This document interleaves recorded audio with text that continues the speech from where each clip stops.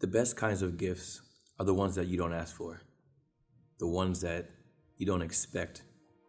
And these kinds of gifts are awesome, and they come in two ways.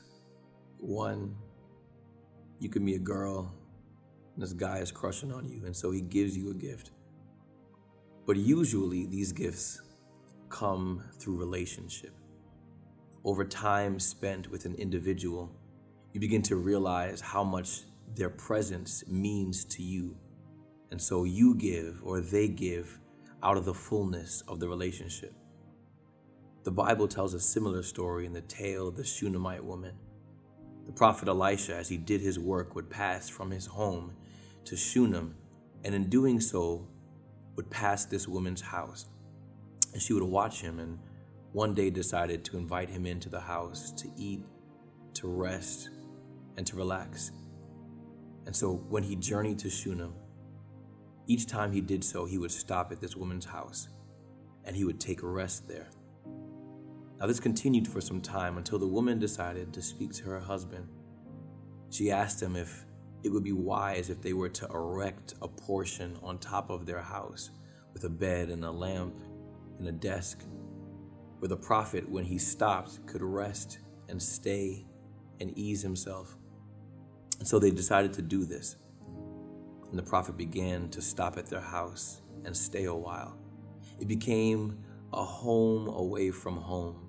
He took pleasure in being there. He would enter the house and he would enter his quarters, and he'd be able to relax and kick his feet up and feel like he belonged. And people wanted him there. The story goes on to say that the prophet one day called her into his quarters, and he asked her, "What can I do for you? You've been so gracious to me. You've been so kind to me. I have a place to call my own. So now what is it that I can do in return? Should I mention you to the king? Should I give you something?" And she responds to him and says, "I have need of nothing. I don't require anything." You see, her relationship wasn't built with him off of what she could gain from him.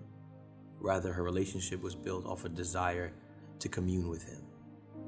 And so the prophet, after hearing her answer, after consulting his servant, decides to bless her. And he says to her, "By this time next year, you shall give birth to a child. There shall be joyful cries in your household. The pitter-patter of little feet will always be at your earfall." Now, this gift, it wasn't requested. This gift wasn't sought after, but it was given because of the relationship that was built there. And the relationship was formed out of the desire to have the man of God be comfortable. In our lives, oftentimes we seek God's presence.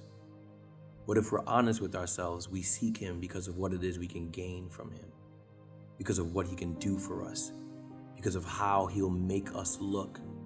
But how often do we stop and simply ask God to make himself home in our hearts, to come and find a place where he can be at peace, where he can kick his feet up and relax? God is looking for a relationship that's not built out of a desire to gain from him, but a desire to commune with him. Now, understand that because of the nature of the relationship, as you become closer to him and he becomes closer to you, you will desire to do for him and he will desire to do for you. But it's not the purpose of the relationship. The purpose of the relationship is to provide for God a place in ourselves where he feels at home, where he looks at you like family.